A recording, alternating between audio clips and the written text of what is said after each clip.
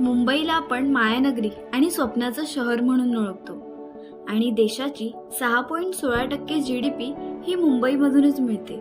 तसेच या शहराची लोकसंख्या बाकी शहरांपेक्षा खूप जास्त आहे.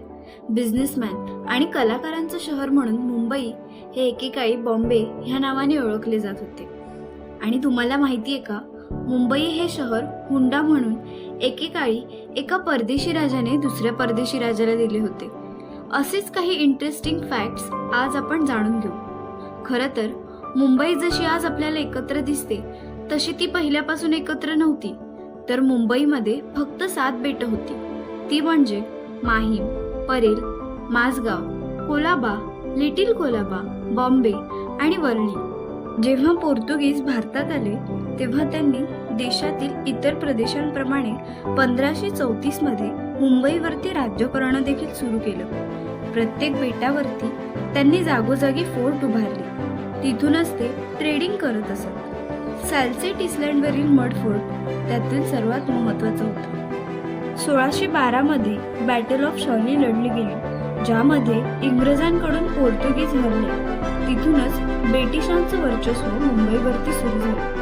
1661 मध्ये इंग्लंडचे राजा चार्ल्स II लग्न पोर्तुगालचा राजा किंग जॉनच्या मुलीसोबत झालं, म्हणजे कॅथरीन सोबत. इथे इंग्रजांना हुंडा म्हणून मुंबई ऑफर करण्यात आली. यानंतर चार्ल्स II मुंबईमध्ये डेव्हलपमेंट करणं सुरू केलं. मोठी समस्या म्हणजे इथे लोक रोगाने बळी पडत होते.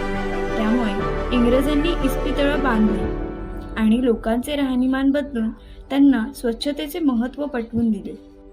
मुंबईची लोकसंख्या वाढतच चालली होती. 1661 मध्ये या प्रदेशाची लोकसंख्या 10,000 एवढी होती. तीच 1664 मध्ये 60,000 झाली. त्यावेळेस ब्रिटिशांचं ईस्ट इंडियन कंपनीचं ट्रेडिंग सेंटर सुरतमध्ये होतं. परंतु सुरतमध्ये मराठा आणि मुघलांचे लढे होत होते आणि तापी नदी ही देखील सुरक्षित नव्हती. म्हणून 1987 मध्ये कंपनीने आपल्या हेडक्वार्टरला मुंबईला शिफ्ट केलं. जेरेल डॉन्जियरच्या लीडरशिप खाली मुंबईचा विकास सुरू झाला. या व्यक्तीनेच पहिले कोर्ट मुंबईत उभारले आणि प्रिंटिंग प्रेस सुरू केली. सन 1700 येईपर्यंत मुंबई एक ट्रेडिंग हब झालं होतं. आता मुंबईमध्ये इतर प्रदेशातून देखील व्यावसायिक लोक येऊ लागले.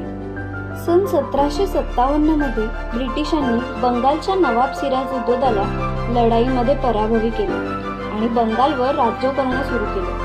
आता ट्रेडिंगचं प्रमाण आणि लोकसंख्या दोन्हीचं प्रमाण वाढत चाललं होतं. म्हणून ब्रिटिशांना आणखी जमिनीची गरज होती.